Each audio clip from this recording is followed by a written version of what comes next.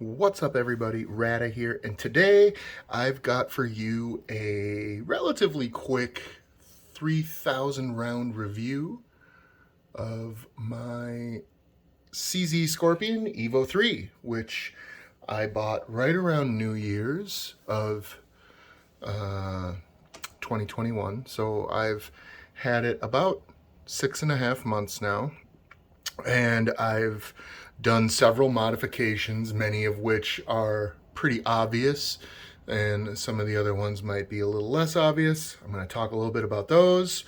I'm going to talk a little bit about the different kinds of mags that I got. In fact, I'm probably going to do this first just to get them out of the way. So, a quick recap. I bought this as a used weapon. I got the Scorpion, the brace, these two mags without the couplers, two of these mags, which are the CZ mags. By the way, these are the PGS mags. And then I went and bought one of these F5 manufacturing 50 round drums with the really cool Scorpion on the back, which I still think is really cool. So I've used all of these mags pretty extensively. I wanted to try them all out at least and give them a fair run. And so I'll start with the 50 round. And, you know, what can I say about this other than it's a fun kind of gimmick thing? Like, it's fun to take to the range. It's fun to have 50 rounds loaded up in it.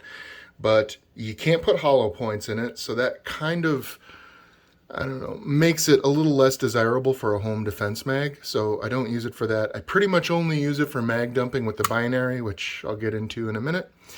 But nevertheless, it works really well. Drum mags kind of are notoriously known for having feeding issues and jamming issues. And for one reason or another, they don't function the way they're advertised.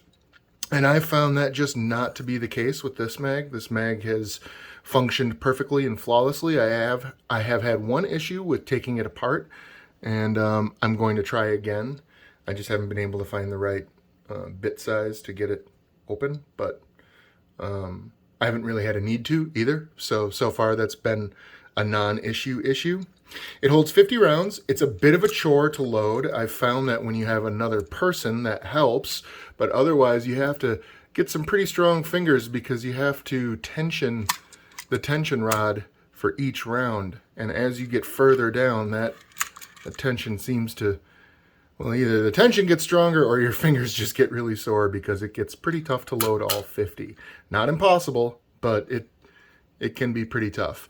So is this a necessary buy? Absolutely not. I wouldn't say that anybody needs to have a 50 round drum. Is it a fun buy? Well, that's a whole nother story. Again, when it's loaded and you're just dumping a mag, it's a lot of fun, and it's definitely something I would say you would want to have. I think I paid $100 for it too, so there is a small price tag to it. But all in all, I would say it's a fun range toy to have. Not very practical for home defense, unless you use full metal jackets for home defense, but I don't do that. So anyway, so yeah, the F5, like it a lot. Great mag for playing around with. So we'll go ahead and set the F5 aside. All right, then we'll talk about the CZ mags. Now these, I got two of these. They came with the Scorpion, because remember, it was used. I got the Scorpion plus 4 mags plus the brace for $925, which I still think is one of the best deals I've got on a firearm. Anyways, it came with these CZ Scorpion 30 round mags. They have plastic feed lips. The followers keep the bolt open. I mean, they're 30 round mags. They function great. The springs are pretty good. I do notice though that after about 28 rounds, kind of like AR mags, it gets kind of stiff.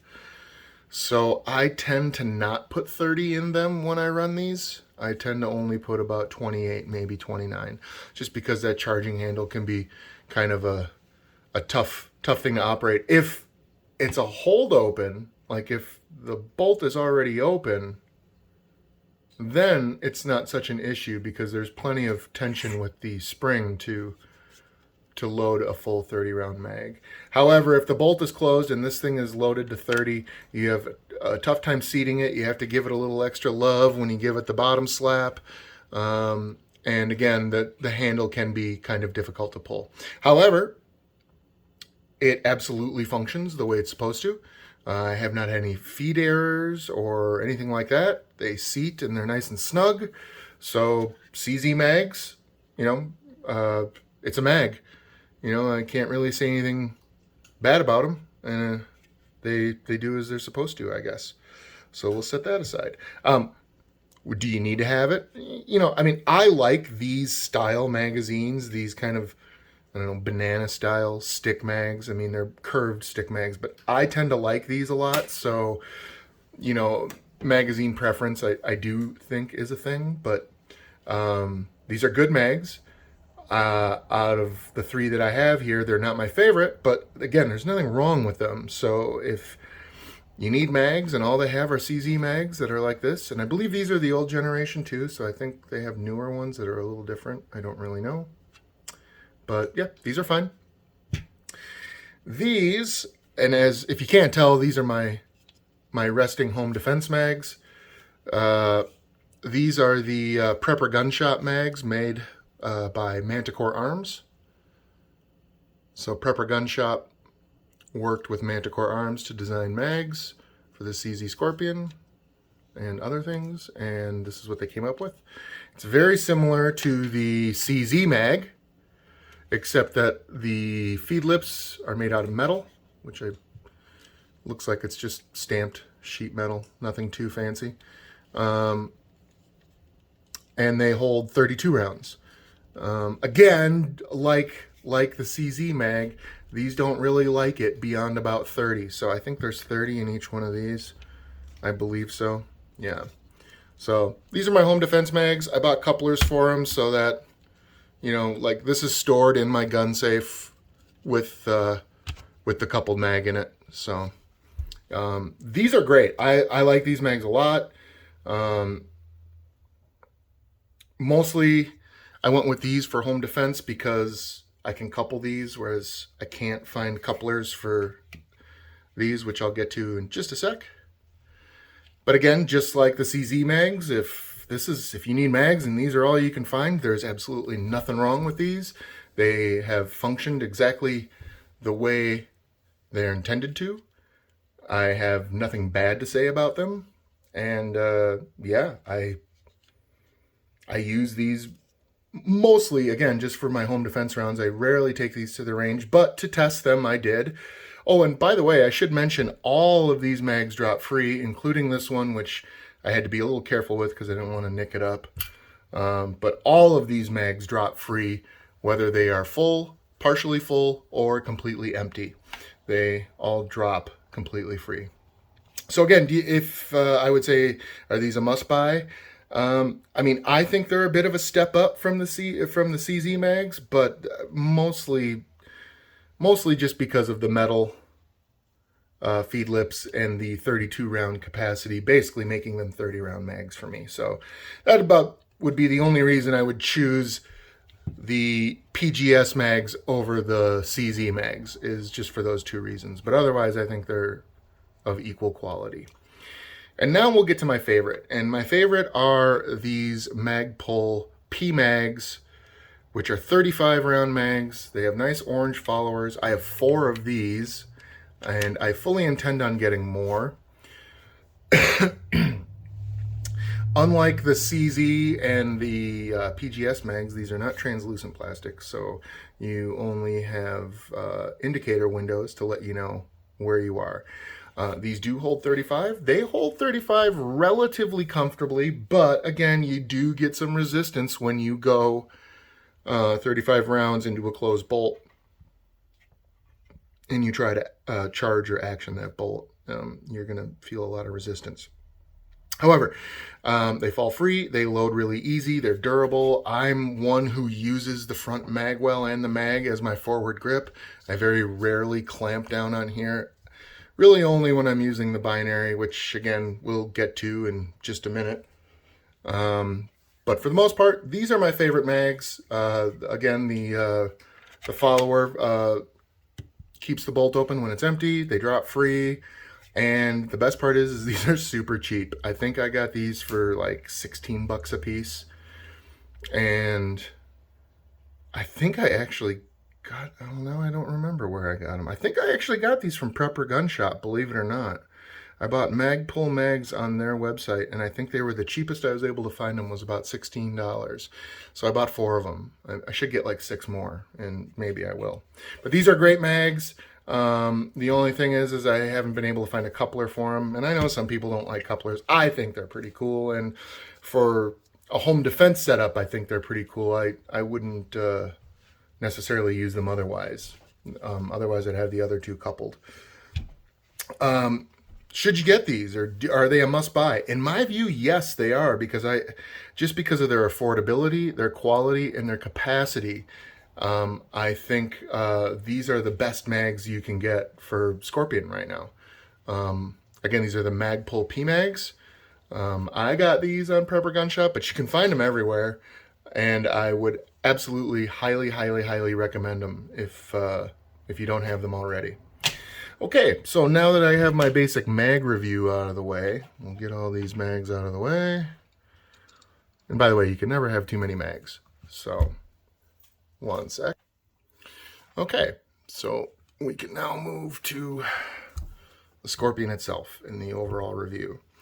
But before I get into my thoughts on the overall review, I thought I'd take a minute, kind of go over all the things that I've upgraded since I bought it, and sort of review those upgrades on an individual basis, and then give my overall impression of the platform after 3,000 rounds. So we'll go tip to toe, and we will go over. So the first and most obvious upgrade that I made would be the front grip here. This is the Strike Industries 6-inch front grip, or front guard, hand guard, whatever you want to call it. It has the M-locks on 3 sides, and it basically just looks like a free float barrel shroud, which I kind of like the look. If you watched my installation video of this item, you'll recall me saying that I did not like the out of the box front grip. I don't know what it was I didn't like about it. I shot with it and it felt weird in my hand. And I didn't like the way it looked. I really, really like the look of this. I think it really gives the entire weapon a completely different profile than when you see them out of the box. You know,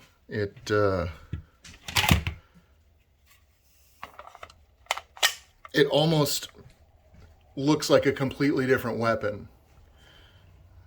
You'd have a tough time unless you knew what you were looking at. So, yeah. So all in all, I really like this front grip.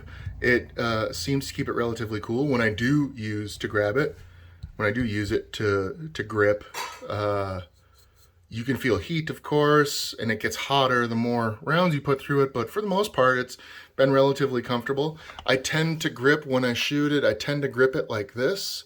Again, I'm left-handed, so I tend to grip it right like that, like right kind of half on the mag and half on the well, and I grip it like that. When I go binary, I tend to C-clamp it. So, well, when I go binary mag dump, I C-clamp it. When I'm actually shooting the binary, you know, just for rapid fire, I'll shoot it like this, but when I'm just trying to dump, I try to have a bit more muzzle control. Also with the front grip came this fake suppressor, which really is just a barrel shroud. It is fake, it's not real, it's not a real can. But I also think it looks pretty nice. The aesthetic look of it. It serves no purpose other than appearance. And I think the appearance is kind of nice. I like the way that looks.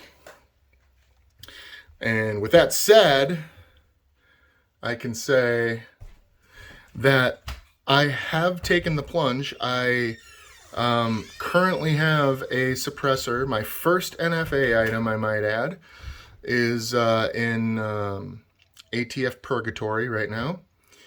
I was certified on May 10th, and it is now June 24th or 25th. I don't even know. Anyway, so August 8th will be 90 days, which is what they advertise, but I see on Silencer Shop's website the average waiting time is somewhere around 130 days now, so that puts me at the end of September. So here's hoping. But anyways, yes, I do have a real suppressor on the way for those who are out there saying, why don't you just put a real suppressor on it? Well, I am. I'm just waiting for it to get out of jail. And for those who are wondering, I got a Omega 45K. So it will handle a 9mm. It'll handle my 40 caliber Glock. And I am very seriously considering getting a B&T ACP 45 and throwing a binary in that as well. So we'll see. That's an expensive item. That's $2,500 just for the weapon and another $500 for the binary. So we'll see. It's something I want to do, but we'll get there. Anyways, I'm getting off track. So yeah, handguard and can, totally recommend it if you like the way this looks and you recognize that the fake can is just for looks and you like it. I would say you can't go wrong with it. I think it was around $170 altogether. I like the way it looks. I have no complaints about it. If you do get it, make sure you put some Loctite on the can nut, because that does have a tendency to come loose. Moving on, we'll do the next thing, and that's the charging handle. So the Scorpion out of the box comes with this charging handle, and it's on the other side. I'm a lefty, so I wanted to make this a very left-handed accessible gun. But at the same time, I wanted it to remain ambidextrous because I have friends who like to shoot, and most of them are right-handed. So I bought a second charging handle, also from Strike Industries, which is a little bit bigger. Whoops, the mag in it won't drop. There we go. So it's a little bit bigger, as you can see. And I gave that to myself since I'm the primary user. But either side works. You can charge it with either side. And you can HK slap it with each side, and everybody's happy. I believe, I don't remember what the price was, but I'm pretty sure it was less than $20. Zero compl- I mean, it's a charging handle. It functions just like the other one does. It doesn't mark up anything. All in all, I love it. It was a great addition, and I have no complaints about it. So, yeah. Again, it was Strike Industries. I've been considering maybe getting some folding charging handles, but those are around $90 a pop, and I would definitely want 2 of them. So we'll see. That's a possible future upgrade. We'll see. This is almost final form. I can't really think of much else I'm going to do to it. Come August, when these things get banned, I may just SBR the damn thing because I like it so much. By the way, this, out of all my guns, this is my favorite gun. I enjoy shooting it the most. I enjoy working on it the most. It's just a really, really neat firearm. And it is, across the board, probably one of the most usable firearms in just about any situation. But anyways, moving along. The next thing I upgraded was the mag release here.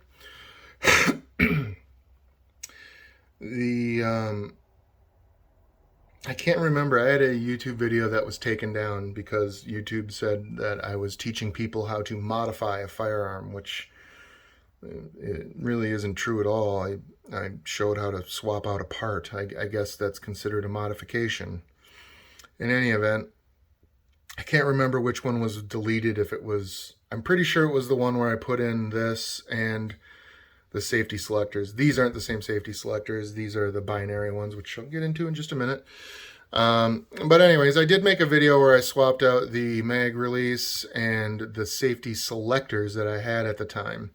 And a comment I made was, you know, I don't know why I swapped out safety selectors. My hand was big enough that I can manipulate. I mean, if I ignore this for a minute, my hand was big enough that I can manipulate the mag release just off trigger. Just off trigger. So there wasn't really a need for me to upgrade this. The only real reason I did is because a lot of times when I mag release things, I come up with my right hand, and this makes it really convenient for your thumb. So if that's the way you do it, that's great. If you're more of a tactical guy and all that, you know, you have more options. You can push down on it, or you can push forward, or, you know, again, you can use your thumb, which is what I typically do. So I guess I shouldn't say that I don't know why, because actually I do use this form of mag release most often. So it was a good upgrade, and it has made my shooting and reloading experience a little bit more better and comfortable. So yeah, highly recommend that. Even though at the time it didn't seem like it was something I really needed to do. This was also a Strike Industries part. So in fact, most of these parts, or no. You know what? I screwed up. This is Strike Industries. This is HB Industries. This is HB Industries. And the next item, my grip, is also an HB Industries. You know what? I think I am getting myself all screwed up here. Well, it's either HB or Strike. Now that I think about it, yeah, no, okay. So the only thing that was Strike was or HB was the spring kit, I think, and maybe the charging handles. I don't know. No, I remember. Okay, so the HB Industries stuff that I had was the trigger spring kit for the original trigger pack, and the original safety selectors that I replaced. Those were HB, Strike, Strike, Strike. Okay, now we have that sorted out. So, speaking of Strike, I replaced the grip here, and it appears I have lost the retaining nut, so I'll have to find that or put a new one on. You know, there were a lot of grips out there and a lot that were recommended. A lot of people recommended the Magpul grip. I didn't try it, and instead, since I was already ordering all these other Strike Industries stuff, I saw they had a grip on there. It had some very positive reviews among the users, so I ultimately went with it, and I bought it, and so far I have no real complaints other than that stupid retaining nut that fell off.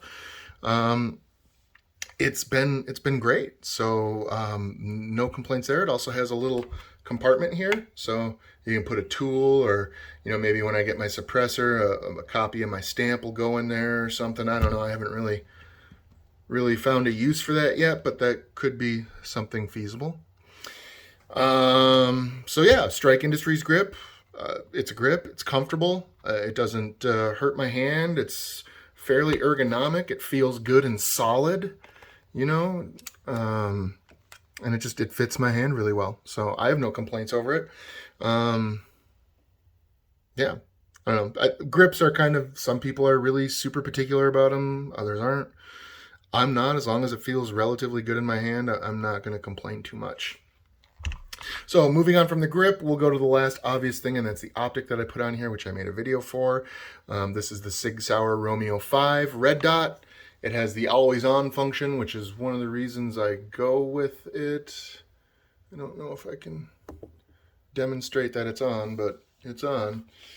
And I'm thinking about actually lowering it down, since, as you can tell, the iron sights that came with the Scorpion are no longer on here. Although I think I may put them back on. I haven't decided. But probably not, because I think I think they're kind of redundant. I know people say, well, what if the red dot fails? Well, you know, I have two schools of thought on that. It's technology, it's good technology, it's proven technology. The only way realistically it's going to fail is if it gets smashed or if the battery runs out.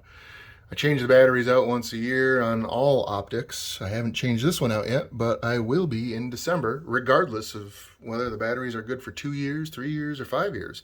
Swap them out every year. As far as taking damage, I feel if anything hits that optic hard enough to damage it severely, the same impact would probably screw up your iron sights, at least enough to a degree where you're not going to be accurate if you use them. So to those who always say, it's new technology, it can fail, with that mindset, we would never even have weapons like this in the first place.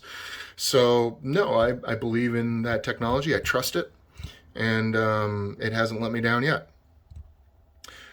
I know many people will disagree with that, and you are free to light up my comment section with it, as people will do whether I invite you to or not.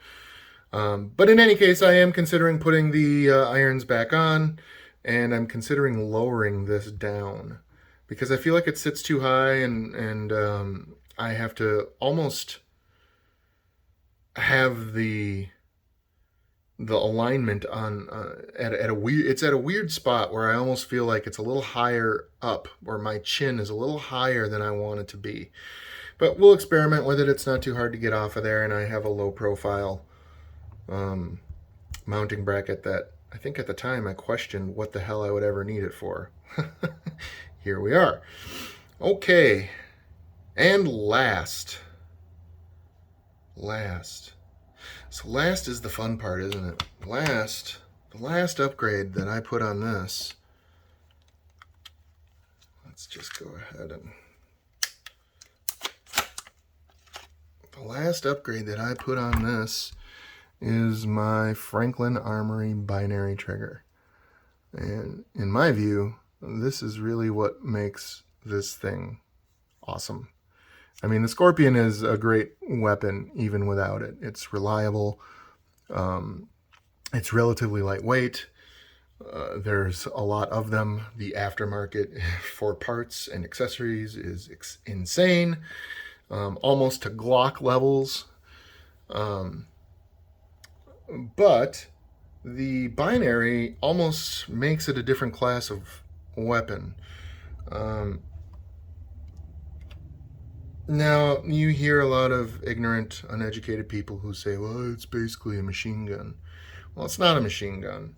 It does increase the rate of fire, and yeah, you can mag dump and get some pretty high rates of fire, but you're never going to get that, you're never going to get that MP5 rate of fire out of this, really. At least not with any degree of accuracy. And, of course, there are exceptions to that rule, and I'm sure there's a guy out there saying, oh, man, I can do it. And, well, you probably can, but most people probably can't. And MP5 is a pretty easy thing to control.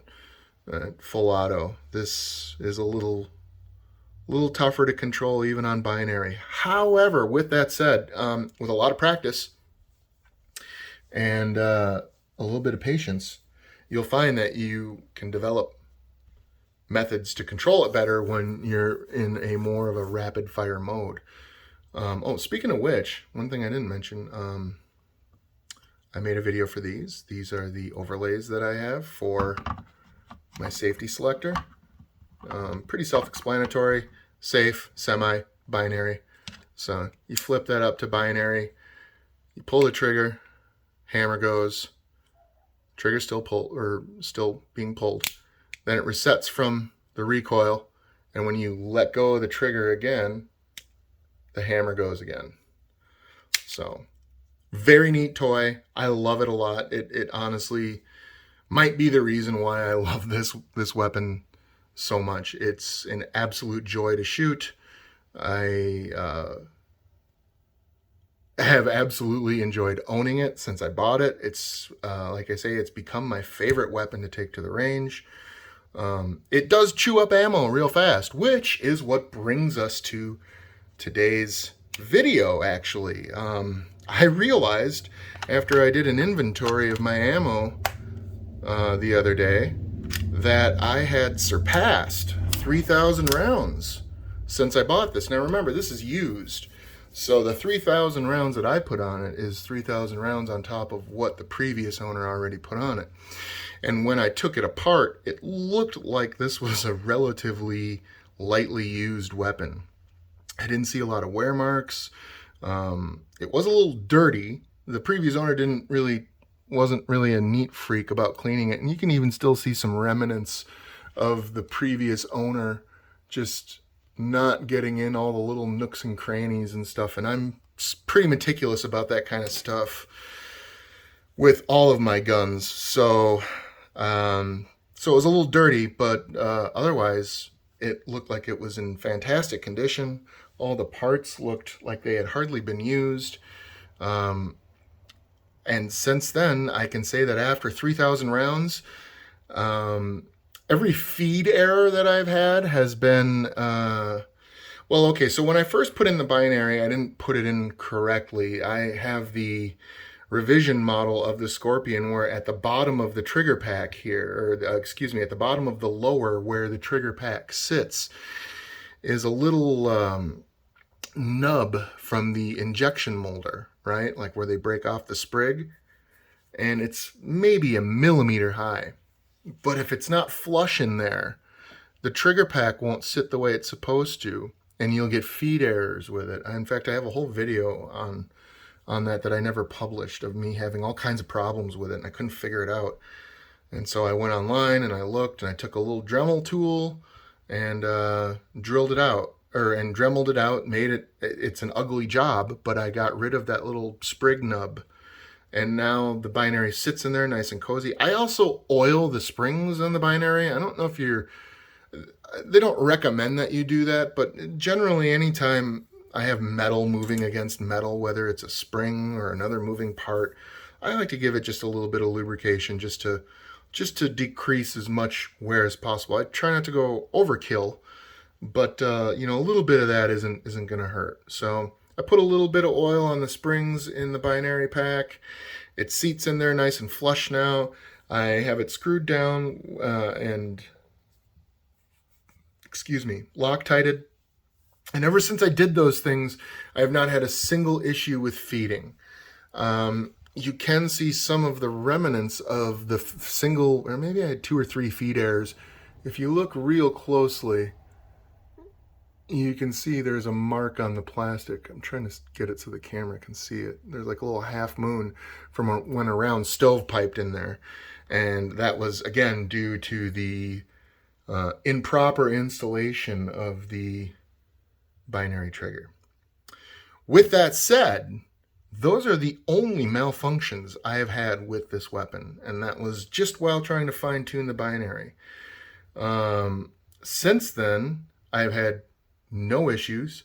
It rattles off whatever I feed it. It'll chew it up and spit it out.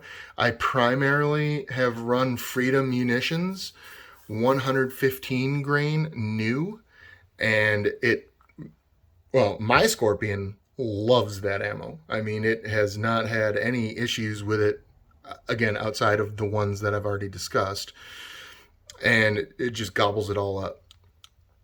So what can I say? After 3,000 rounds, I do not regret my purchase at all. In fact, I'm very happy that this was the choice I made. I wanted a PCC.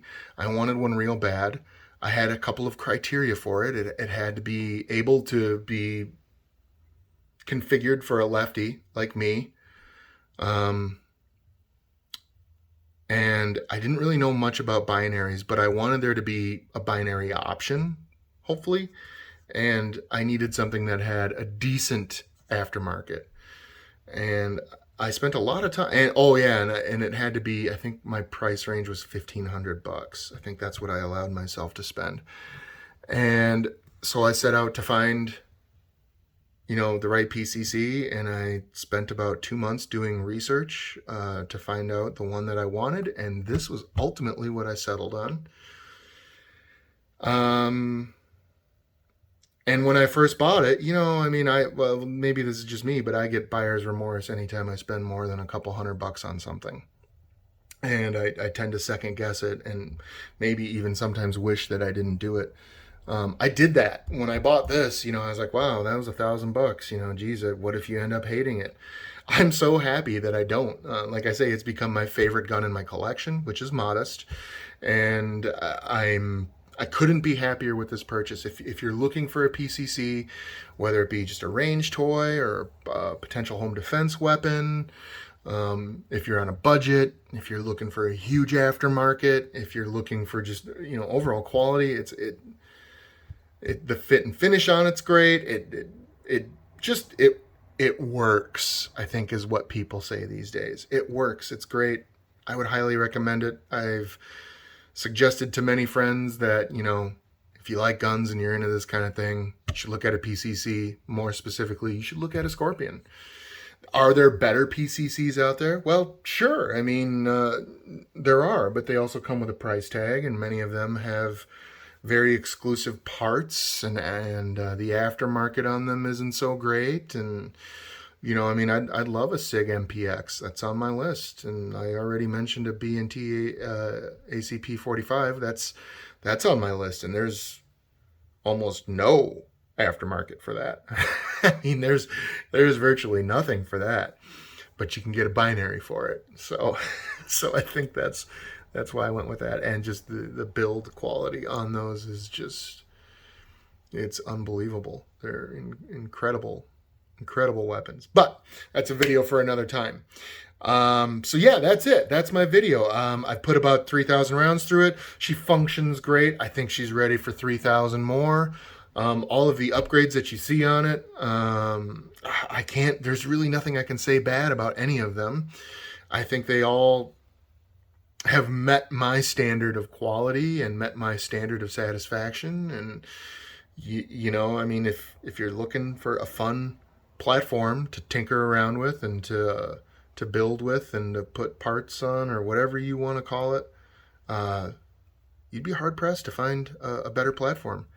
It's been a great gun. It's been a fun experience, and you know,